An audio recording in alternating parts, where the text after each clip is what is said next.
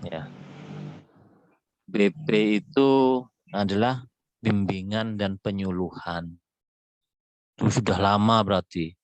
Tahun berapa Pak? Ya tahun 80-an dan tahun 80-an dan tahun 90-an. Saya masih sekolah di SD, SMP dan SMA gitu kan. Jadi singkatannya adalah BP, bimbingan dan penyuluhan. Kalau sekarang gantinya apa? Sekarang lebih keren lagi, tahun 2000. Tahun 2000 itu BP menjadi BK. BK itu adalah bimbingan konseling. Nah, kalau sekarang datang ke sekolah-sekolah itu kan ke BK, bimbingan konseling. Kalau dulu BP bimbingan dan penyuluhan. Itu ya. Yang terbaru adalah BK itu. Nah, di pertemuan pertama ini sebelum saya masuk ke dalam materi, saya sebenarnya kepingin ini sharing atau diskusi sebentar saja untuk ini, untuk biar sama-sama ini. Sudah kelihatan kah? Sudah ya. Ini apa yang saya jelaskan baru sebenarnya apa yang kalian ketahui tentang pengertian bimbingan dan penyuluhan itu apa? Jelaskan sejarah BP sampai kepada BK itu mungkin ada yang sudah paham. Apa yang disebut dengan BP, bimbingan penyuluhan, sampai kepada BK ini. Kemudian, apa manfaat BP atau BK di sekolah menurut kalian? Jadi intinya, mengawali diskusi ini, biar yang masih raganya belum menyatu itu bisa menyatu. Gitu. Bisa fokus, bisa daya nalarnya itu bisa dimunculkan terlebih dahulu. Gitu. Biar tidak beku dulu. Gitu ya. Model-model saya sepertinya biasanya seperti ini. Kita awali dari diskusi, kemudian nanti baru saya memberikan penjelasan terkait materi-materi yang tiap minggu itu ada materi yang lain. Antara minggu pertama sampai minggu ke-16 itu berbeda nanti materi-materi. Apa bisa kelanjutannya apabila materi ini belum selesai. Karena waktu kita itu adalah jam 14.10 sudah selesai, nah, berarti 1 jam 10 kita itu. Yang belum ini saya memberikan toleransi yang belum absen silakan melakukan absensi.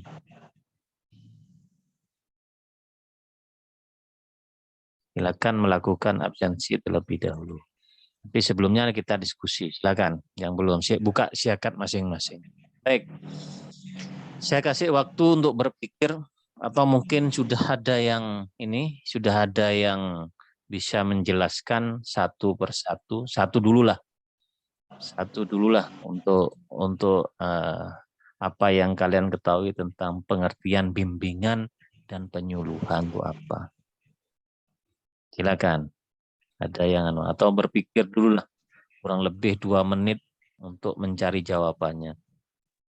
Jadi artinya saya tidak perlu jawaban yang ya syukur-syukur benar gitu loh. Syukur-syukur benar sesuai dengan teori-teori yang ada.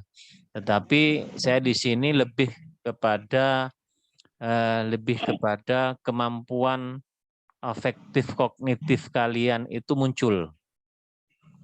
Apa Pak artinya? Artinya kalian itu bisa dan mampu menjelaskan terkait bahan-bahan diskusi yang saya tampilkan di sini. Benar salah itu urusan belakang. Yang terpenting kalian itu bisa menjawab menggunakan daya nalar kalian sehingga itulah memunculkan keberanian kalian dalam menyampaikan sesuatu. Jadi jangan mengibaratkan kalian, aduh nanti salah. Kalau salah malu saya. Lah itu loh, itu ditinggalkan dulu. Karena kalian itu adalah mahasiswa sekarang ya. mahasiswa itu berarti beda dengan SMA atau siswa SMA atau SMP. Ya, kalau sekarang itu karena levelnya sudah berbeda. Kalau menurut taksonomi Bloom, kenal nggak taksonomi Bloom? Pernah diajarkan nggak di semester 1, 2, 3, 4? Pernah Ustaz. Apa taksonomi Bloom itu?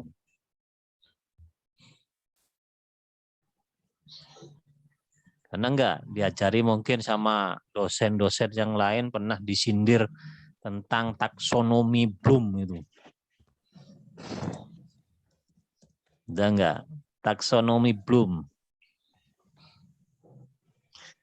Taksonomi Bloom itu adalah penjelasan per jenjang. Jadi kalau misalnya SD itu masuk kepada kriteria berapa? Sampai kepada nanti doktor gitu loh. Mahasiswa doktor itu bagaimana? Ada semuanya penjelasannya di situ. Kalau SMA mungkin masuk kriteria 4 bisa. Kriteria 5 itu bisa D3. Artinya apa? Kalau kalian itu sekarang karena S1 kan, ini kan S1 ya. S1 itu masuk kriteria 6. Udah. Kriteria 6 itu apa? Kalian mampu menganalisis, gitu loh maksudnya. Mampu menjelaskan, mampu mengembangkan. Gitu. Itu adalah kriteria 4. Artinya apa? Kalian itu bisa berpikir kritis dan berpikir logis. Ya. Jadi intinya, cirinya bagaimana? Cirinya ketika kalian itu mendapatkan soal UTS dan soal UAS atau soal-soal ujian yang lain, itu enggak ada yang namanya sebutkan. Itu bahasanya adalah bahasa anak-anak SMA atau anak-anak bisa jadi masih D3 masih seperti itu. Gitu ya. Nah, kalau yang S1 itu sudah menganalisis, bisa berpikir kritis. Berpikir kritis itu bukan protesan ya. Nanti berpikir kritis, ya, anak ini kritis protesan, itu bukan itu. Berpikir kritis gini. Jadi kalau misalnya kita ada seperti ini, diskusi ini, dia mampu menjabarkan, dibuktikan dengan teori-teori yang ada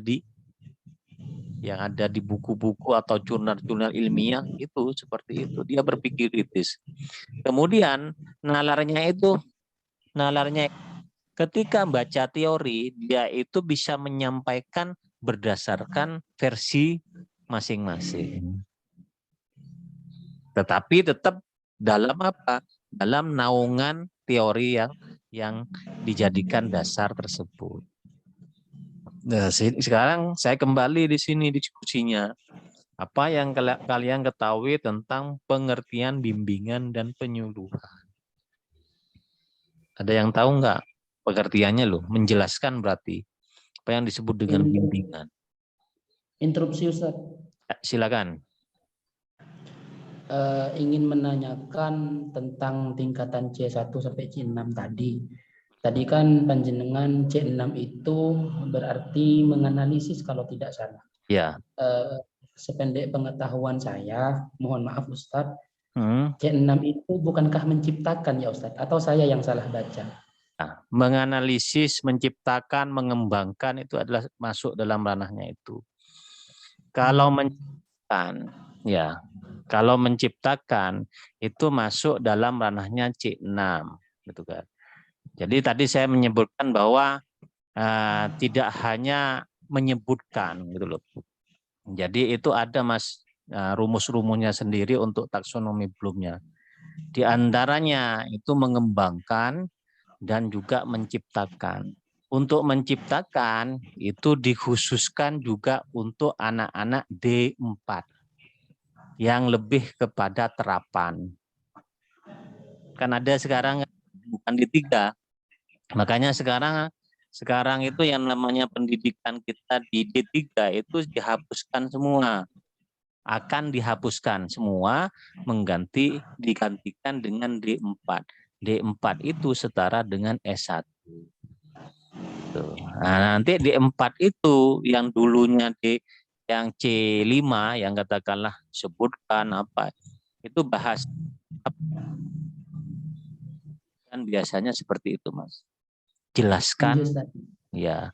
Kalau yang D4 itu pasti menciptakan, Mas, karena dia lebih kepada praktek dan ada hasilnya produk yang ditampilkan. Gitu, ya. Sama, Iya, Ustaz. mengerjakan sama. Jadi kalau misalnya di D4 itu ada sebuah produk terus dia kembangkan lagi menjadi lebih bagus lagi, itu juga masuk ke dalam ranahnya.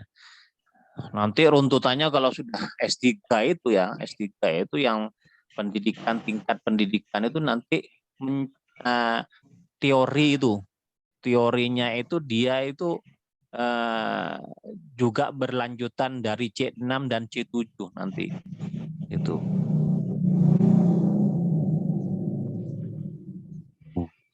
Terakhir itu, Mas, menghasilkan teori baru. Kalau kita S1 nanti skripsi kita itu kan lebih menggunakan menganalisis teorinya orang yang dijadikan dasar kita untuk apa? Untuk menganalisis sebuah permasalahan.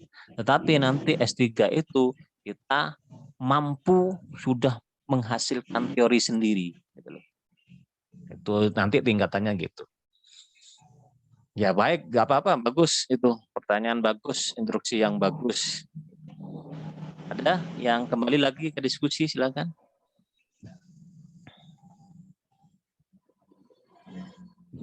Apa yang disebut dengan pengertian ini gampang sebenarnya, bimbingan. Ya kan? Silakan kalian tuh baca-baca di Google, silakan. Interaktif namanya ini. Jadi tidak memanfaatkan ya kosong, tidak dimanfaatkan HP-nya dibuat nge-game, tetapi buat mencari-cari ini pengertian-pengertian atau terkait dengan pembelajaran. Silakan, ada yang tahu? Kalau nggak ada, saya tunjuk satu persatu. Kita diskusi. Ini namanya problem solving dulu. Problem solving itu adalah kegiatan kita itu memecahkan masalah. Namanya problem. Memecahkan masalah dulu, kira-kira. Saya kepingin kalian itu saya menyampaikan unek-uneknya yang ada di dalam pikiran kalian. Silakan. Rina, bisakah Rina menjawab pertanyaan saya? Rina Maharani, apa yang disebut bimbingan saja deh dulu.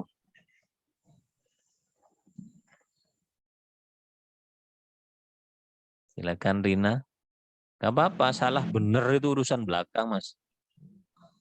Gak usah takut lah.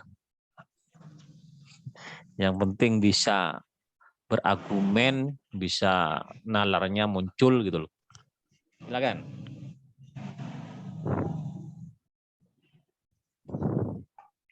Rina atau Fanzilir Rohmah.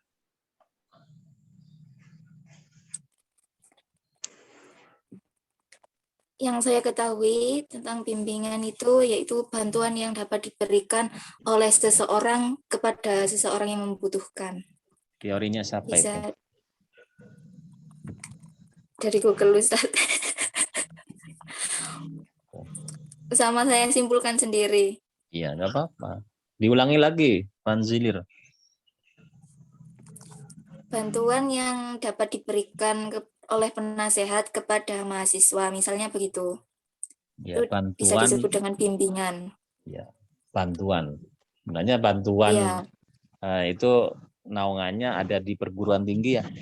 Tetapi sebenarnya kalau Ya. bimbingan secara umum itu tidak hanya bantuan kepada mahasiswa, tapi bantuan kepada ya masyarakat umum bisa. Itu disebut bimbingan. Seperti manasik haji itu kan merupakan bimbingan. Berarti kan bukan ranahnya di perguruan tinggi, tapi untuk masyarakat umum. Ada bimbingan manasik haji. Tujuannya adalah memberikan apa? Memberikan apa tadi? Menurut Banzili Rohmah? Memberikan bantuan. Bantuan. Gitu kan. Jadi bagaimana tata caranya, misalnya kalau misalnya manasik haji itu, ketika kita itu berada di misalnya di Mina, itu apa yang harus dilakukan, gitu kan? Itu dibimbing. Kalau sudah di Arafah, itu harus apa yang dilakukan, itu bimbingan. Karena kalau sudah pengalaman mungkin bimbingan itu mungkin tidak berlaku lagi, tapi kalau masih baru-baru belum nyampe ke Mekah misalnya, mungkin kita perlu bimbingan yang harus step by step-nya, tahapan-tahapan ketika berada di sana, apa yang dilakukan, kemudian sampai nanti pulang lagi ke tanah air, itu kan harus mengikuti aturan-aturan atau bimbingan dari itu tim manasik hajinya itu. Oke, itu bimbingannya. Kalau penyuluhan,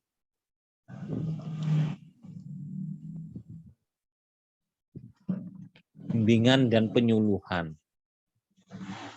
Bimbingan itu membantu. Penyuluhan apa? Silakan. Saya minta yang laki-laki sekarang. Luqmanul Hakim. Silakan Luqman. Ya, Pak. Penyuluhan. Sekarang gampang sekarang ya. Penyuluhan menurut saya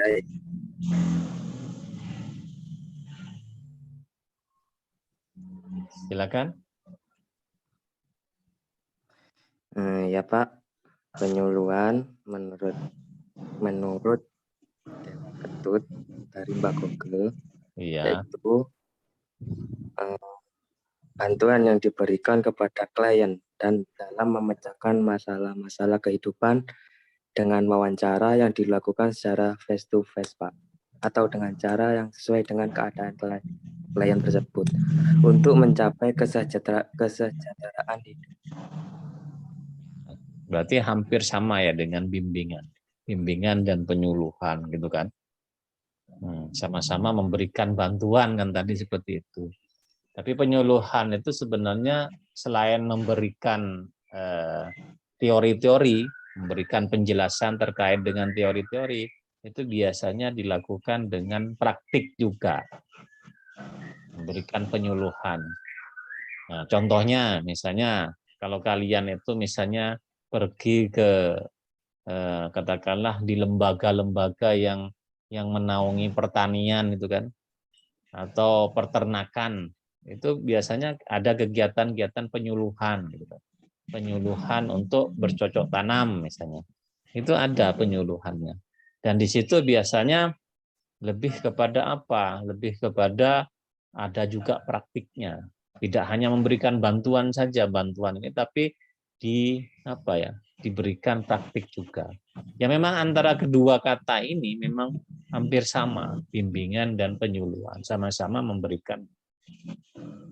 Nah, tetapi bimbingan itu dibimbing terus, gitu kan? Dibimbing, kemudian penyuluhan itu juga sama memberikan bantuan. Nah, itu yang disebut dengan bimbingan dan penyuluhan. Gitu ya. Ada dua kata sebenarnya di mata kuliah yang kita pelajari bersama-sama di sini. Oke, yang kedua, ada yang tahu nggak sejarah bimbingan, penyuluhan dan sampai kepada BK ini? Ada yang tahu nggak?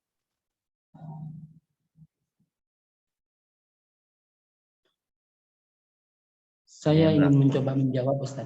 Silakan. Nah, bagus lah ya. Dengan Mas tadi malam Wahyu. Tadi malam kebetulan saya teleponan dengan Mas Hisam sama Mas Alvin sekelas ngebahas micro teaching, Pak. Dan saya sempat baca juga di pendidikan ini. Katanya, tapi saya tidak sampai selesai bacanya, Pak. Katanya dulu itu saat dijajah Indonesia ada salah satu tokoh nasional namanya Ki Hajar Dewantara kalau tidak salah, membuat taman siswa kalau tidak salah. Membuat taman siswa, kemudian dari situ awal muasal munculnya bimbingan ini, bimbingan penyuluhan atau bimbingan konseling. Kemudian pada tahun, saya agak lupa tahunnya, kalau tidak salah itu tahun 60-an, 1960, ada di Malang itu semacam kongres FKIP, Fakultas Keguruan Ilmu Pendidikan kalau tidak salah, dan sekarang menjadi IKIP. Ada kongres di Malang ngebahas tentang ini, tentang bimbingan ini, sistemnya bagaimana, seperti itu. Dilanjutkan dengan afiliasi dengan FKIP yang di Bandung. Maka muncullah bimbingan konseling ini, dan mohon koreksinya jika salah. Terima kasih, saya Buya Ainul Yakin. Katanya Mas Wahyu tadi, alhamdulillah Mas Wahyu berarti mempelajari ya. Nah, harusnya memang gitu. Jadi kita hidup diskusinya itu gitu kan. Jadi sama-sama. Tidak hanya saya, sebenarnya saya itu juga belajar lah. Juga belajar kalau misalnya ada semacam hal-hal yang baru dari kalian, itu juga bisa memberikan pengalaman, pengetahuan bagi saya. Memang tokoh Indonesia pada zaman dulu itu yang namanya Ki Hajar Dewantara, makanya disebut dengan pahlawan pendidikan Ki Hajar Dewantara itu. Kalau sekarang itu bukan IKIP ya Mas ya, tapi sudah berganti menjadi universitas. Gitu. Menjadi universitas. Nah, kalau dulu ya sekitar tahun 80-an, 70-an itu masih berbentuk IKIP. Gitu ya. FKIP itu memang iya, awal-awal memang sejarahnya FKIP. FKIP itu biasanya adalah sebuah juga proses pembelajaran. Proses pembelajaran, tetapi itu masih apa ya? Kalau misalnya masih bahasa Indonesianya nebeng apa ya?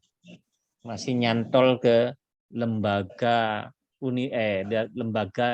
atau badan induk yang sudah mapan. Seperti UM ini kan. Ini UM itu kan IKIP dulu. Sebelum jadi IKIP itu FKIP. Tapi FKIP-nya itu berada di bawah naungan UNER dulu, Universitas Airlangga Surabaya. Nah, karena apa? Karena pada waktu ini kan mungkin dari masalah SDM-nya masih kurang pada waktu itu. SDM-nya kurang, tenaga pengajarnya kurang, berarti yang mengajar pada waktu itu adalah lembaga induknya yang ditebengi itu. Nah, berarti dulu itu IKIP Malang yang sekarang UM itu di bawah binaannya Universitas Airlangga Surabaya. Yang mengajar itu orang-orang Airlangga dulu. Nah, tetapi lebih kepada pendidikan, bukan murni gitu kan. Makanya kalau sekarang itu kalian itu baca-baca masalah jurusan-jurusan di universitas itu, terutama di bekasnya IKIP, gitu ya. Bekasnya IKIP itu pasti ada jurusan biologi dan ada jurusan pendidikan biologi. Nah, kalau biologi itu adalah ilmu murninya, tapi kalau pendidikan lebih kepada pendidikan. Pendidikan itu otomatis nanti arahnya menjadi seorang guru gitu kan. Tapi kalau yang murni itu bisa menjadi ilmuwan dan bisa menjadi seorang guru. Nah, gitu loh Mas modelnya. Akhirnya berkembang, akhirnya IKIP itu menjadi yang namanya universitas. Itu. Makanya kalau kalian itu melihat jurusan-jurusan di MIPA itu pasti ada biologi murni atau kimia murni dan pendidikan kimia. Itu seperti itu. Nah, Ki Hajar Dewantara ini memang bapak tokoh pendidikan kita, makanya disematkanlah menjadi pahlawan pendidikan. Biasanya di kelas-kelas di sekolah itu kan biasanya dipampang itu Ki Hajar Dewantara sebagai pahlawan pendidikan. Itu yang meletakkan fondasi dasar pendidikan di Indonesia. Pendidikan Ki Hajar Dewantara itu sangat banyak sekali, sampai dia itu belajar juga di Belanda, gitu kan. Di Belanda, makanya dia fasih sekali dengan bahasa Belanda Ki Hajar Dewantara. Nah, itulah letak dasarnya. Memang untuk bimbingan konseling yang sekarang di BK kan, kalau dulu itu BP, Kak, bimbingan dan penyuluhan. Ya karena apa? Ya karena mungkin mengikuti perkembangan zaman juga. Perkembangan zaman. Makanya sekarang kurikulum itu sering dilakukan perubahan-perubahan. Karena apa? Karena menginginkan atau mengikuti perkembangan zaman juga. Makanya sekarang lebih kepada pembelajaran berbentuk digital misalnya. Nah, itu karena dia itu mengikuti perkembangan yang sudah maju, perkembangan zaman yang sudah maju menggunakan digital. Sama juga dengan BK ini. Gitu ya, Mas Wahyu. Tapi menarik sekali Iya, tadi. Yang ketiga, apa manfaat BP atau BK di sekolah menurut kalian?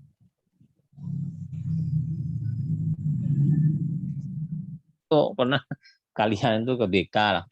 Biasanya ke BK itu kalau urusan yang bermasalah itu kan. Yang bermasalah itu pasti ke BP atau BK. Biasanya wali murid itu, orang tua kita kalau misalnya dipanggil oleh BP, oleh BK itu mesti ada masalah dengan siswanya tersebut. Tapi insya Allah kalau dilihat dari wajah-wajah di sini itu sepertinya baik-baik semua, pernah terbentur atau pernah dipanggil BK untuk orang tuanya. Silakan, ada manfaat BP BK.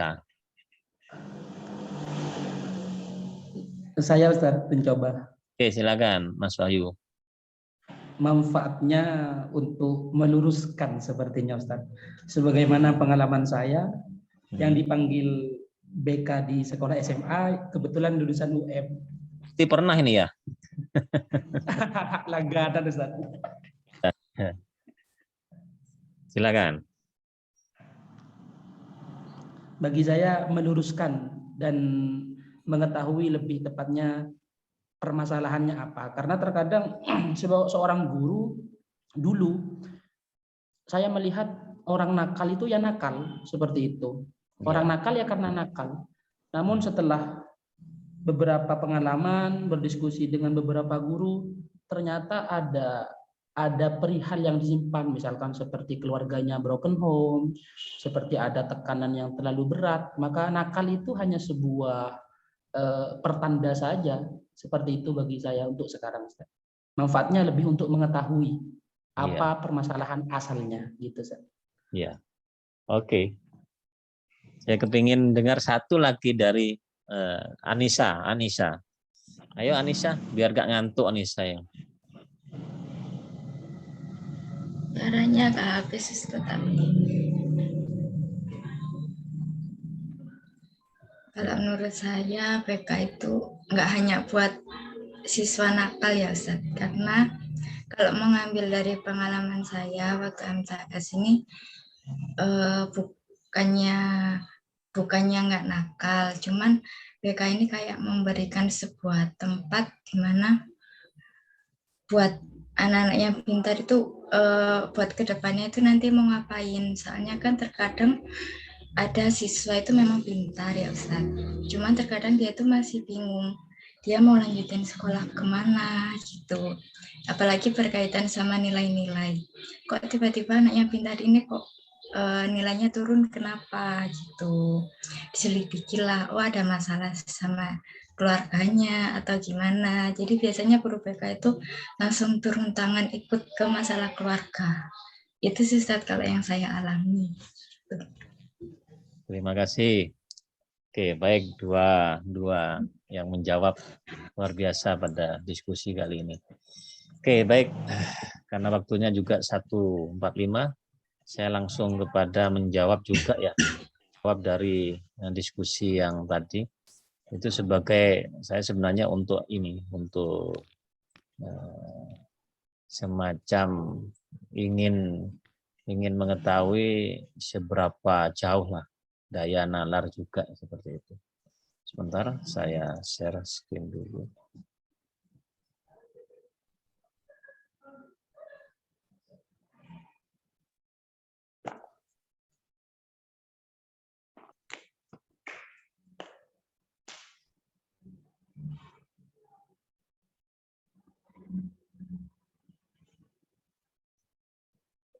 Sudah kelihatan kah? Belum. Sudah. Pengantar dari bimbingan dan penyuluhan atau konseling. Jadi bimbingannya tetap, kalau yang sekarang penyuluhannya diganti konseling. Baik, saya awali dari yang pertama ini. Jadi rintisannya adalah seperti ini. Jadi rintisannya gerakan konseling di Indonesia itu dimulai tahun 1960-an dengan nama bimbingan dan penyuluhan. Jadi kalau tadi Mas Wahyu menjelaskan bahwa 1960-an, ya benar juga, gitu kan? Bimbingan dan penyuluhan. Dan ini berlaku sampai yang saya ketahui itu sampai tahun 90-an itu masih menggunakan kata-kata bimbingan dan penyuluhan atau disingkat BP. Ini yang memang harus sejarahnya kalian harus memahami ya, bahwa BK ini itu dimulai dari gerakan konseling di Indonesia dimulai tahun 1960-an. Ya.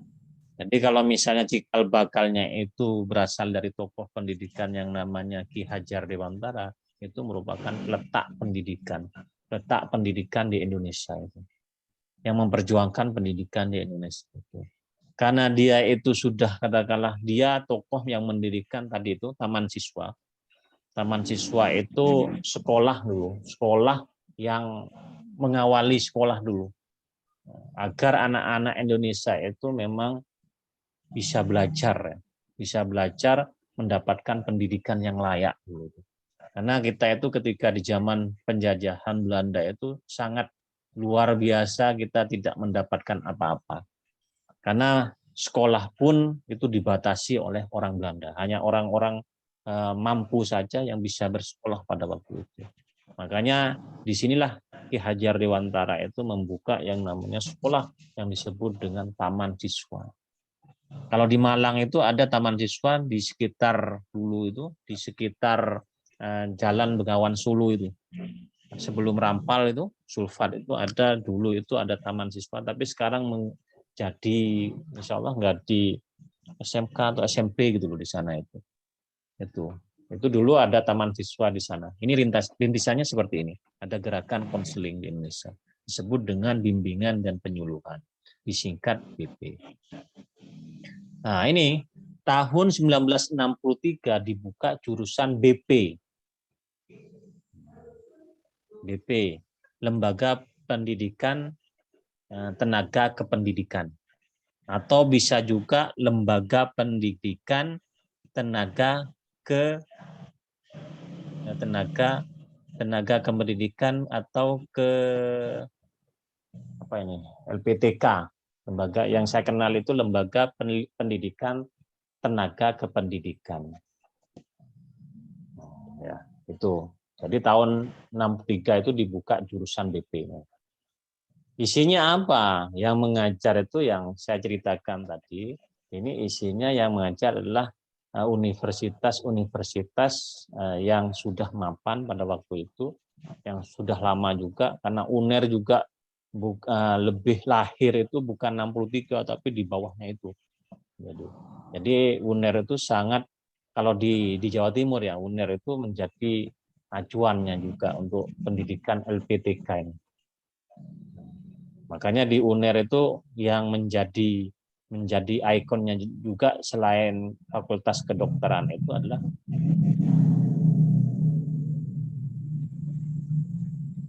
LPTK ini. Kemudian setelah dibuka jurusan BP di LPTK ini, pada waktu itu lulusannya itu jurusan BP bertugas di sekolah, yang memberikan bimbingan dan penyuluhan ya kepada siswa-siswa juga. Siswa-siswi itu tugasnya adalah di sekolah. Makanya BP ini menjadi sebuah unit tersendiri selain lab dan perpustakaan.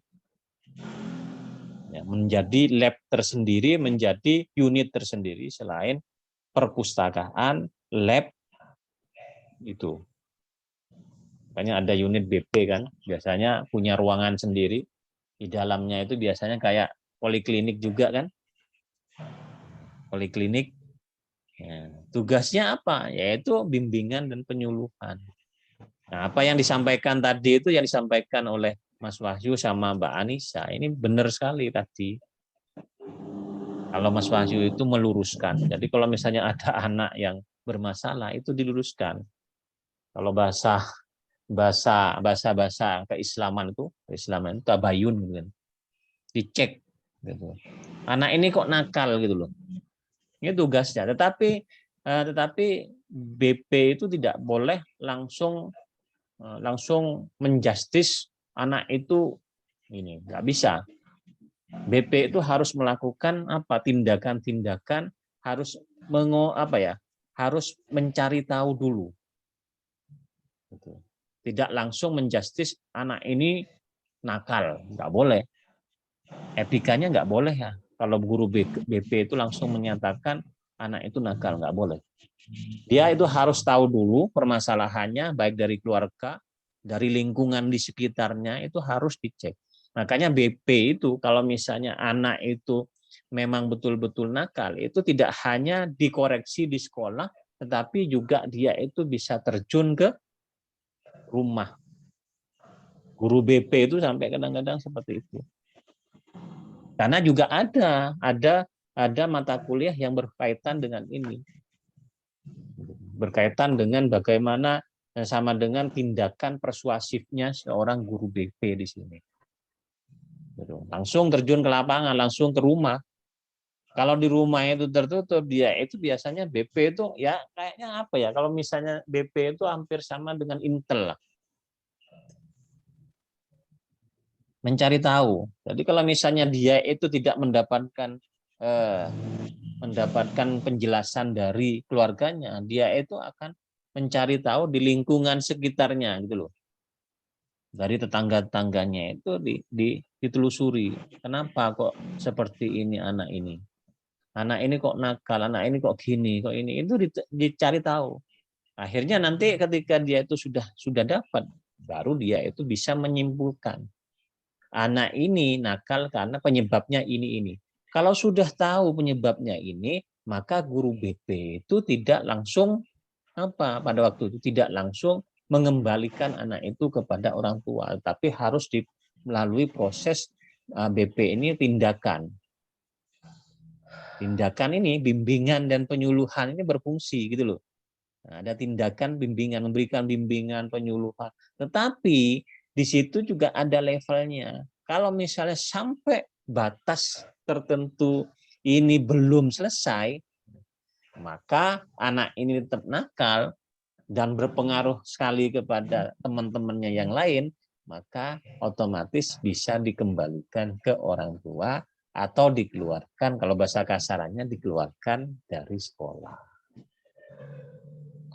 Begitu ya. Itu tugasnya BP, dibuka jurusan BP bertugas di sekolah. Nah, kenapa Pak kok di perguruan tinggi itu nggak ada BP itu? Gitu kan. Pertanyaannya kok kenapa di Al-Hikam nggak ada BP-nya Pak? Kan banyak ini nakal-nakal gitu kan. Gitu kan. Kenapa seperti itu? Ya, nanti kita jawab. Kemudian tahun 1975, gitu kan, 75 BP diintegrasikan ke dalam kurikulum SMA. Ini sejarahnya seperti ini. Kurikulum SMA.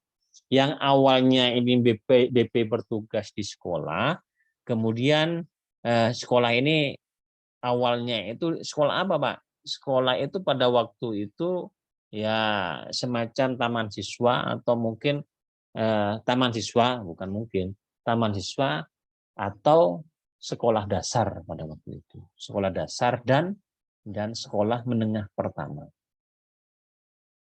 Tahun 75 BP diintegrasikan ke dalam kurikulum SMA. Di SMA itu ada namanya kurikulum. Maksudnya apa, Pak? Diajarkan. Jadi kurikulumnya itu bukan pelajaran seperti matematika atau mungkin kimia atau fisika, tapi dimasukkan ke dalam kurikulum atau pelajaran namanya kurikulum bimbingan dan penyuluhan. Yang ngajar adalah guru-guru BP. Apa isinya? Kurang lebih sama dengan ketika kita itu belajar tentang psikologi. Ya, itu ya. Ini terkait dengan sejarahnya. Kemudian tahun 75 didirikan Ikatan Petugas Bimbingan Indonesia atau IPBI, Indonesian Guidance Personnel Association. BPBI disingkat seperti itu. Bahasa Inggris seperti itu. Ya. Karena biar apa? Kenapa kok bahasa Inggris, Pak? Karena untuk apa? Untuk mengikuti perkembangan zaman, mudah dikenal oleh orang-orang di luar negara kita, itu PBBI seperti itu. Atau Ikatan Petugas Bimbingan Indonesia. Kemudian tahun 93 istilah bimbingan dan penyuluhan diganti dengan bimbingan dan konseling. Cikal bakalnya di tahun 80-an itu sebenarnya sudah BP, sudah mulai ke bimbingan konseling. Ya, tahun 93 ya, berubah menjadi. Makanya saya juga kaget. Kalau kurikulumnya di STAEMA kok menggunakan bimbingan dan penyuluhan, padahal sudah ada ganti loh ya. Ganti tahun 93 itu masih menggunakan bimbingan penyuluhan. Harusnya bimbingan dan konseling. Kenapa? Ya tentunya di sini tuh saya tidak mengajarkan, sebenarnya tidak mengajarkan tentang psikologis secara mendalam ya. Karena jurusan kita itu lebih kepada bukan mengarah menjadi tenaga psikiater atau apa. Cuma di sini kenapa kok Alikam itu menyajikan kurikulum tentang mata kuliah bimbingan dan penyuluhan agar kalian ketika suatu saat menjadi seorang guru itu minimal kalian sudah mengenal BK itu seperti apa dan sejarahnya itu bagaimana, itu sudah paham lah. Nah, itu ya. Oke, ini ya tahun 93. Kemudian memasuki abad 21. Memasuki abad 21, tahun 2000 lah. 21 itu kan 2000-an kita itu. Nah, awal tahun 2000-an ini loh. Awal tahun IPBI yang tadi loh, singkatannya bahasa Inggris tadi kata saya itu diubah menjadi ABKIN. Abkin. Ada yang tahu apa yang disebut Abkin? Silakan telusuri dulu. Kemudian istilah bimbingan dan konseling cenderung diubah menjadi konseling. Jadi bimbingan dan konseling cenderung diubah menjadi konseling. Karena apa? Karena bimbingan dan konseling ini setelah seperti tadi aja kita diskusi saja, itu antara bimbingan dan penyuluhan itu memiliki makna yang hampir sama. Makanya kalau di sini istilah bimbingan dan konseling cenderung diubah menjadi konseling.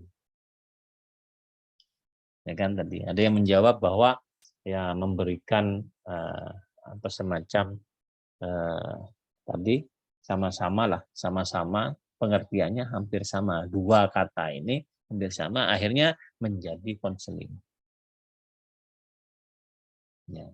Pendidikan profesi konselor atau PPK. Akhirnya ada namanya di tiap-tiap perguruan tinggi yang masuk ke dalam ranahnya PT tadi sebelum IKIP itu, termasuk IKIP itu itu banyak apa?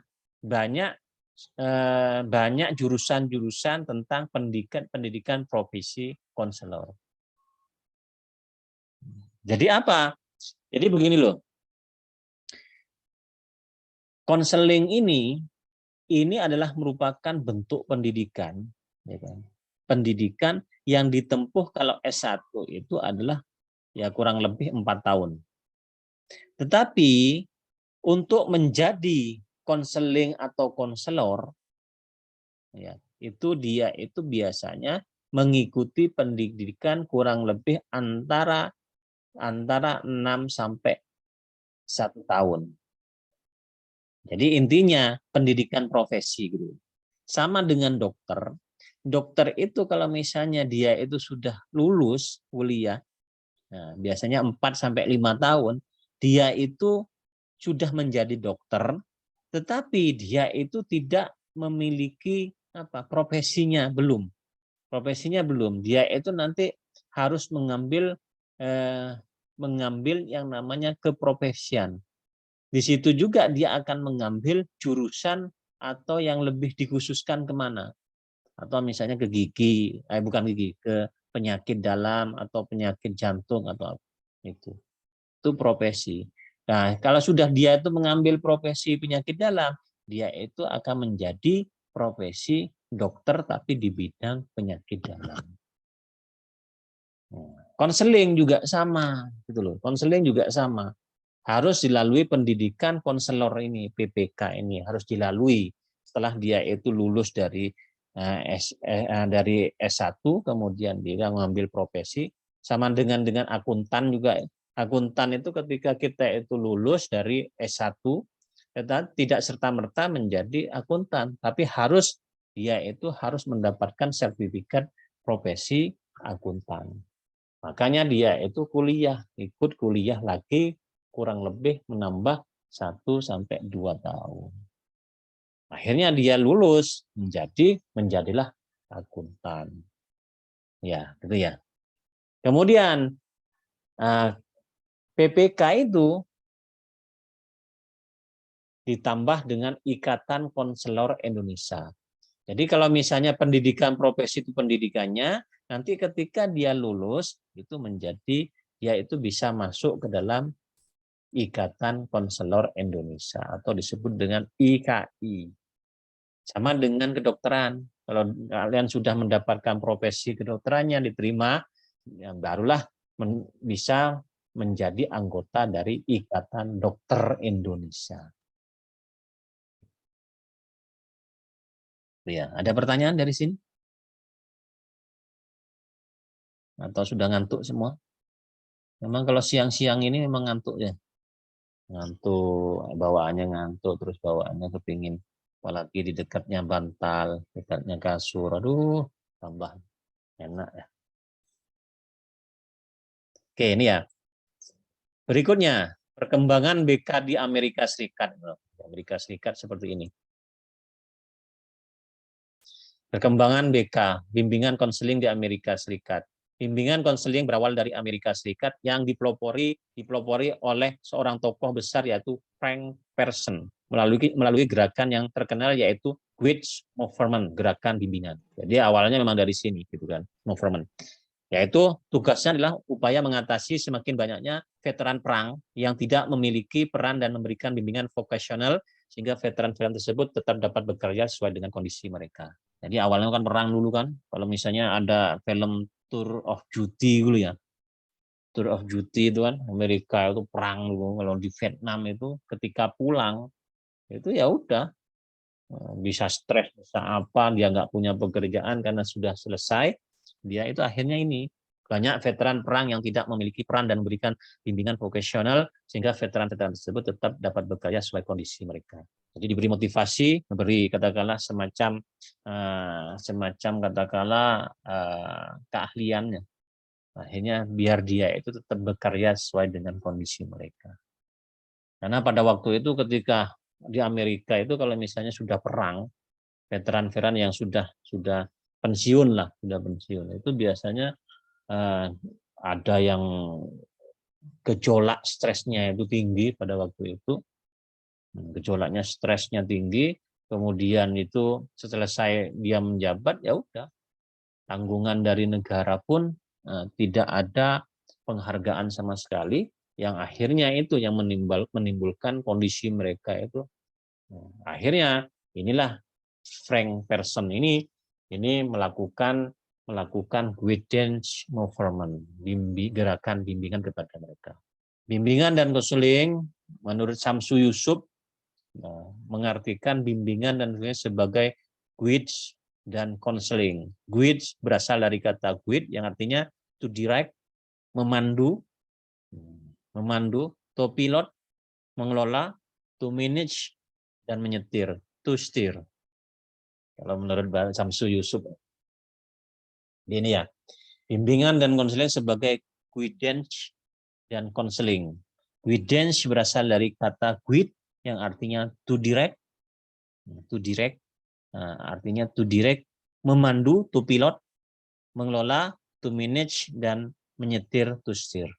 Itu menurut Samsu Yusuf, bimbingan dan konseling. Kemudian konseling dalam bahasa Indonesia berasal dari proses interaksi. Bimbingan berarti suatu proses bantuan yang diberikan oleh seseorang yang memiliki profesionalisme sebagai guru agar konseli. Konseli ini kalau misalnya siswanya itu ya konseli, gitu loh. Pasiennya itu disebut konseli. Konseli memiliki suatu pemahaman diri, dapat mengarahkan diri, memiliki kemampuan dalam memecahkan permasalahan yang dihadapi, sehingga memiliki kemampuan dalam mengambil keputusan dalam membuat suatu pilihan sesuai dengan potensi yang dimiliki. Itu kalau misalnya konseling dalam bahasa Indonesia.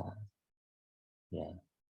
Jadi tadi kan sudah dijelaskan bahwa bimbingan konseling itu lebih mengarah bisa disatukan menjadi konseling. Akhirnya konseling dalam bahasa Indonesia berarti proses interaksi. Jadi apa? Memiliki suatu pemahaman. Jadi siswa itu yang dulunya mungkin nakal itu bisa memahami dirinya, akhirnya dia itu mau berubah, yang dulunya nakal bisa paham bahwa itu merupakan tindakan yang tidak bagus bagi dirinya. Inilah tujuan dari proses interaksi atau konseling. Nah, Selzer dan Stone, bimbingan merupakan proses of helping of individual to understanding himself in and his work. Artinya bimbingan adalah proses pemberian bantuan kepada siswa agar mampu memahami diri dan lingkungannya. Ya. Jadi tugas utamanya itu dari petugas-tugas BK atau BK atau mungkin BP itu adalah seperti ini. Tapi yang lebih mengena sekarang itu adalah disebut dengan konseling sebenarnya. Tapi SOK, nggak jadi masalah. Antara BK, BP, dan konseling itu sebenarnya merupakan makna yang hampir sama antara satu dengan yang lain. Kemudian ini bimbingan menurut Prayitno, bimbingan sebagai suatu bantuan yang diberikan kepada individu dalam membuat pilihan-pilihan dan penyesuaian-penyesuaian yang bijaksana. Tapi intinya seorang BK, seorang konseling itu harus memiliki tingkat kesabaran yang luar biasa. Karena yang dihadapi adalah bisa jadi orang-orang yang bermasalah, yang membutuhkan. Ada yang pinter juga sebenarnya. Ada anak pinter yang seperti yang disebutkan Anissa tadi, pinter tapi kok tambah semester tambah merosot prestasinya. Nah, itu tugasnya dari BK juga melakukan evaluasi kenapa anak itu dasarnya pinter kok mengalami penurunan prestasi. Itu bisa. Jadi bukan hanya anak-anak nakal saja yang diurus, tetapi juga harus bisa melakukan suatu evaluasi terhadap anak-anak yang prestasinya menurun. Nah, macam-macam munculnya. Anak ini ternyata prestasinya menurun karena pacaran, bisa jadi seperti itu. Gitu kan? Pacaran akhirnya wis gak belajar, gak apa ya, pacaran kok kerjanya. Yang dulunya awal-awal semester 1 itu bagus nilainya, nah, kemudian kok semester 3, 4, 5 itu mengalami penurunan. Dan kadang-kadang praktis bisa menyebabkan anak tersebut bisa tidak naik kelas. Kalau nilai itu kan adalah sebagai apa ya? Nilai itu kan sebagai indikator bahwa anak itu bagus atau tidaknya nilai itu. Kemudian kesimpulan dari berbagai ahli tentang pengertian bimbingan adalah proses bantuan yang diberikan oleh seorang yang memiliki profesi, yang tadi itu kan ikut dalam profesi itu ya, masuk dalam ikatan profesi, itu kan. Nah, kemudian membantu konseli itu siswa atau orang yang bermasalah, gitu. Atau mungkin orang yang perlu dilakukan treatment bimbingan, gitu kan. Tapi bukan berarti seperti misalnya BK atau seperti yang saya sampaikan tadi, haji, bimbingan, itu bukan itu maksudnya. Misalnya kalau di sini ini ranahnya kepada bimbingan yang sifatnya kepada psikis, kepada perilaku. Kalau bimbingan manasik haji itu enggak, itu cuma bukan itu yang dibahas. Kemudian konseli memiliki suatu kemampuan dalam memahami diri. Sebenarnya konseli ini ya memang anak itu ya semuanya itu memiliki potensi kan gitu. Semua orang itu memiliki potensi, tapi tidak ada yang mengarahkan karena apa? Terbentur dari seperti misalnya di rumah itu ya broken home atau mungkin sering dipukuli, sering dimarahi, sehingga secara psikologis dia itu ya bisa stres, bisa apalah. Kemudian konseli mampu mengembangkan diri sesuai dengan potensi yang dimiliki dengan dibimbing ini oleh seorang yang memiliki profesi ini, konseling ini, konseling dapat memecahkan permasalahan yang dihadapi dan mampu mengembangkan diri sesuai dengan potensi yang dimiliki. Akhirnya balik lagi, yang dulunya merosot nilainya karena dibimbing, diarahkan, kemudian diberikan motivasi, akhirnya dia itu bisa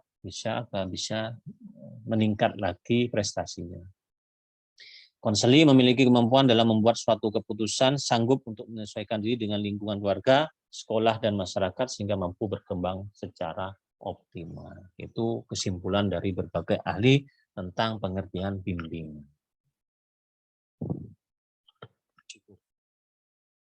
Ada pertanyaan dari sini? Mudah-mudahan ada pertanyaan. Lewat 4 menit. Cukup kira-kira 14. Ada perkuliahan lagi setelah ini? Ada Ustaz. Ada Ustaz.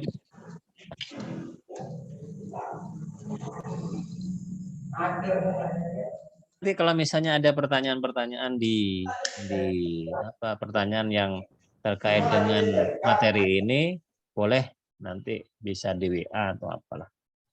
Itu ya. Yang jelas tuh tugas kalian adalah itu ada di siakat kalian, bisa dilihat masing-masing. Mungkin itu dari habis, saya. Ustaz. Kenapa? Waktunya habis, kata salah satu teman kita. Waktunya habis untuk itu. Ya Ustadz, waktunya sudah habis, jadi nggak bisa mengirimkan filenya. Berarti ya rezekinya kamu nggak mengumpulkan. Alhamdulillah. Itu kan? Sudah harus ngetik ya. Ya. Nggak apa-apa itu kan. Nanti tetap saya minta itu nanti dikumpulkan kapan atau nanti saya kabari di WA ya. WhatsApp. Yang jelas buat aja tapi jangan berdasarkan penalaran kalian, bukan nyontoh dari teman-teman yang lain, bukan. Itu harapan saya tidak seperti itu. Biar kita sama-sama belajar. Baik, itu mungkin dari saya. Terima kasih. Mohon maaf apabila ada nambah waktunya menjadi 6 menit. Mohon maaf. 6 menit ya. Ya, 6 menit. Terima kasih. Mohon maaf.